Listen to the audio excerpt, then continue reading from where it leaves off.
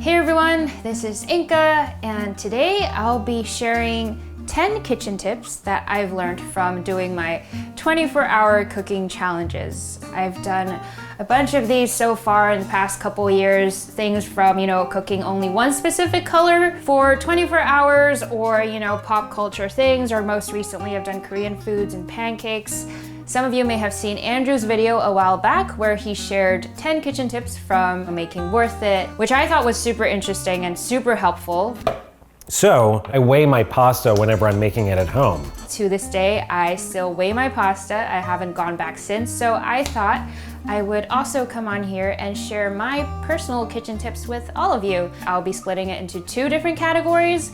The first part will be more like specific kitchen techniques, whereas the second part will be more like general guidelines around cooking, things like, what do you do when you follow recipes for the first time? And these are also things that I now use daily that I think is super helpful for me, so I hope will also be useful and helpful for you. Let's get into it. So starting off with tip number 1, which is to balance the savory out with a little bit of sweetness. I know that might sound a little weird at first, but you know how we all put like a pinch of salt into our chocolate chip cookies because it kind of enhances the flavor of the sugar and the chocolate? It's the same thing, except now it's like the reverse of that, where we're using sugar to bring out the savoriness of a dish. In my most recent pancake video, you'll see that for the Vietnamese fish sauce that I had with the sizzling pancake, to make that you actually add some sugar to complement the fish sauce and the lime juice that goes into it. So that like ties everything together. Or, when I made the Korean foods for 24 hours video, the coating for the fried chicken, they actually add corn syrup to balance out the soy sauce. So you see this like kind of harmony between like the sweet and savory. And the thing is, it doesn't actually end up tasting that sweet. The flavors I feel like all tie in together. And so that's kind of how I approach making sauces a lot now. But again, it really is about achieving that right balance with the right amount. So just like how you would only add a little bit of salt to your chocolate chip cookies, we're only adding a little bit of sugar to our savory dishes. And the second tip is how certain foods are actually more effective at coloring your dishes. And I know that sounds a little vague, but in my 24-hour cooking challenges, I usually end up having to use like naturally colored items to give color to like my dishes. So for example, adding color to crepe batter, and I realized that some ingredients are really effective at doing that. They give it that like wonderful pigmented color. In my red foods and pink foods videos, at first I was like, oh, strawberries are great. They can immediately give it a lot of color, but then I realized I needed a lot of strawberries in order to give it that like pink shade, whereas foods like red dragon fruit, raspberries, beets, in the pink foods video, that crepe batter I used, it was actually only a very little bit of beet puree and already was that like beautiful shade of pink. I think that's just something to keep in mind if you want to add a little bit of color to whatever you're making, that certain things will help you a lot, and also keep that neutral flavor palette. So my third tip is actually frying scallions first in oil to make scallion oil. So if you watched my I only eat Korean foods for 24 hours video, you'll realize that I did this step as part of Mangchi's recipe when I made the jjajangmyeon, the black bean noodles, where we actually fried up the scallions first, tossed the scallion aside, but then the oil became infused with the scallion flavor that eventually, when I made the sauce, actually, I feel like it gave it a lot more depth. Like I really feel like it added a lot to the sauce. And this is actually something that I do in a lot of the other dishes I make. Something I eat all the time is adding the scallion oil to a bit of soy sauce and sugar and just drizzle it over a bowl of white rice, and it is so good. It is so flavorful. Just a few ingredients. It really does make a difference. Scallion oil. Also because I love scallions, but going on to our next tip, which is presentation matters. I think I'm somebody who just really enjoys plating, making things look good. So you'll see in Orange Foods, I made a pumpkin risotto, and I actually served up the dish in the pumpkin itself to use a star ingredient in a dish, not just like feature it in flavor, but also in appearance. Whereas for the breakfast pancakes I did in Orange Foods, so these were inspired by creations that I enjoyed when I was at different restaurants. So the breakfast pancakes, They were inspired by like the many brunch places we have here in New York. They just serve up pancakes in this way of like, you know, whether it's fruit slices on top and then like a drizzle of jam or syrup around it. It just makes things more fun. Moving on to tip number 5, which is to substitute water with something that is a little more flavorful. So this can go for a lot of things, right? Whether it's like sauces or stews or, you know, anything that really needs a large amount of water.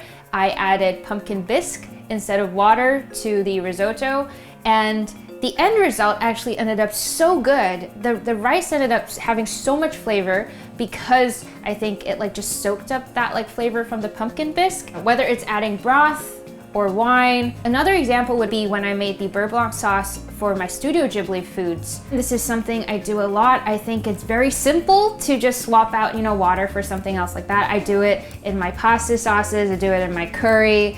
I think it really does make a huge difference. So that kind of sums up my more specific kitchen techniques. Now we're gonna move on to, I guess, more of like a general guideline to cooking, just things I consider when I'm making a dish, whether it's for the first time or, you know, when I'm just cooking. So this tip is about leaning into seasonality. I'm somebody who really enjoys just playing around and cooking with seasonal foods. I feel like this is something that most people know, you know, it's like a fairly general tip, but it's also something that I feel like most of us forget. I mean, I tend to forget about that too. As an example, actually, so when I was making orange foods, before I decided to make orange foods, I was actually debating between making white foods or like some other color.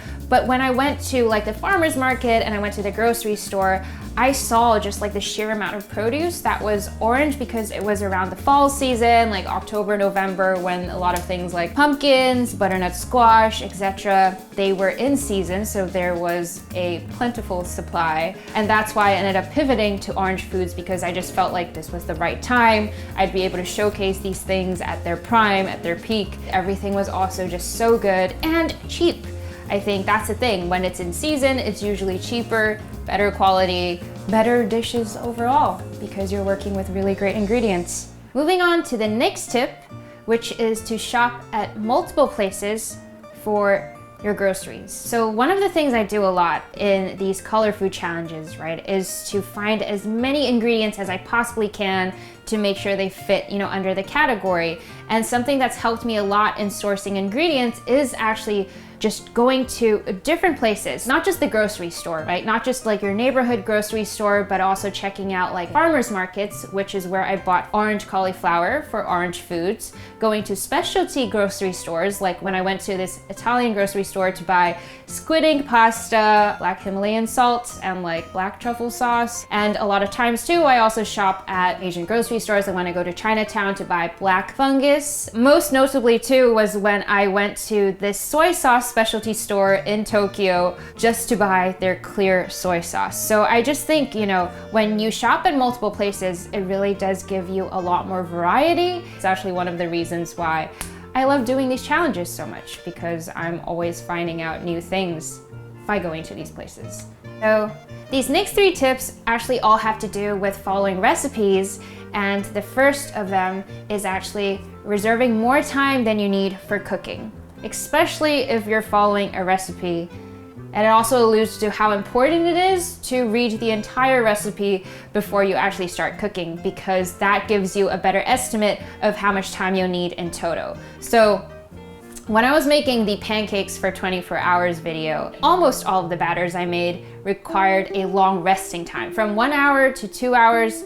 I believe the last one took like 3 hours to rest. So I had to kind of like map out my schedule in order to make sure I was able to fit everything in a day. And I would not have been able to plan that well if I had just literally started right when lunchtime started or when like dinner time started. Even like making the roux in Disney Princess for the gumbo, that took me an hour to make, like just the roux itself. Also because this was my first time doing it, so I did it on low heat, but by the time I was finished with that, I was definitely a little tight on time. So I just think it's something good to keep in mind if you're making a recipe for the first time. Start a little ahead of schedule and it will bring you a lot more relief. This next tip is about following recipes without trying to swap out too many ingredients. So I think I'm at fault for this too, where I feel like when I'm following recipes, I love tweaking it to my own preference, you know, adding things here or there, or sometimes if I don't have an ingredient, I want to swap one out. But with this 24-hour cooking challenge, I'm making a lot of these things for the very first time. I realized over these videos that when I really try to follow the recipe word for word, like using the actual ingredients, following the steps throughout, it really sets me up for success. Like when I made the gumbo or the cheese souffle in the Disney princess video, I think they're considered things that are relatively hard to make. And I think the reason it worked was because I really tried to understand the recipe and, you know, use the ingredients they wanted in order to be able to make the dish. I also want to say this is especially helpful for when I'm making foods from a culture that I'm not as familiar with, you know, because I feel like there's a lot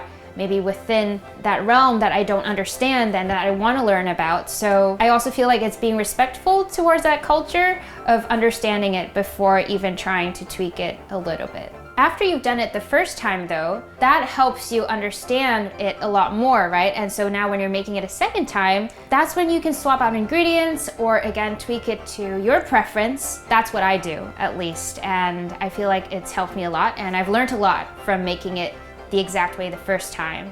And my final tip, I really think that it is not important to get your food right on the first try. You know, it's like people say practice makes perfect. And if you cook a recipe multiple times, you will eventually be able to master it. The first time really is about a lot of trial and error, you know? And I mean, I think even in my videos, sometimes, you know, when I do it for the first time, it might not be the most successful. And that's okay because when I do it the second time, it looks a lot better and probably tastes a lot better. And I guess a place where you'll be able to see that is when I did ratatouille in Pixar Foods. And the first time still turned out good, I think, you know, but there were things I learned as I was making it or after I made it that I was like, oh, I could have done that better. I made the mistake of not buying the right size of the vegetable. I think the eggplant I purchased was a lot bigger than the other vegetables, so it kind of made the pattern look a lot more irregular than it should have been. So when I did it a second time, I made sure they were all the right size and it really made a huge difference. And so first time, not so great. Second time, a lot better. Don't be too hard on yourself is basically what I'm saying. So yeah, those were some of my kitchen tips that I've learned throughout making all these videos. I hope you found at least one or two of them to be helpful and will be able to apply them when you're making something. I would also love to hear some of your kitchen tips. I think everybody could benefit from it. There's always more room to learn and to improve. I feel like I'd probably be able to pick up a couple things from you all too. So that's about it for now, and I'll see you in the next video.